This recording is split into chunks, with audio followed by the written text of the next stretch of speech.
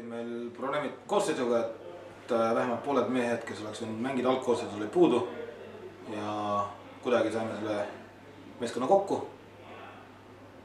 Mängust ise loomulikult Viljandi oli enamus aeg palliga ja me kaitsesime, aga samas oli esimene poolaeg, ma arvan, et meil olid kaks täiesti kindlat võimalust, kus oli vaja paari meetri pealt või meetri pealt väravast oli ei suutnud.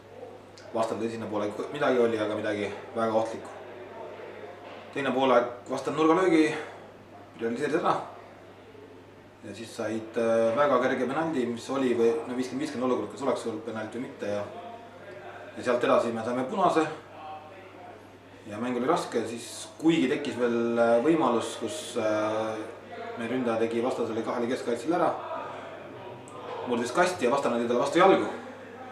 Oleks punane ja ei olnud variantiga palli mängida ja pennalt, aga kohtunik andis millegipärast kastis penaldi asemel edu või ma ei tea, mis asjad andis. Ja siis mängu lõpus vastane ühe korsetist veel lõigi ja lahendas ühe meie standardolukorra peale enda ühe kontra, 4-0. No, Viljandi oli parem. Loomulikult peabki parem olema esiliiga liider Kalevi kolmandast meeskonnast. Aga poistele ikka väga suur kiitus, et esimene poolaeg ja enamus teisest poolest oli väga distsiplineeritud ja ka pea 4 vist täiesti kindlalt ära võimalust oli meil, et meil on omad probleemid, mida me lahendame suvel, aga loodan, et see hea distsipliin ja hea tuhk säilib sügisringiks ja siis olen võimelised ka oma liigas tippkohtadel mängima.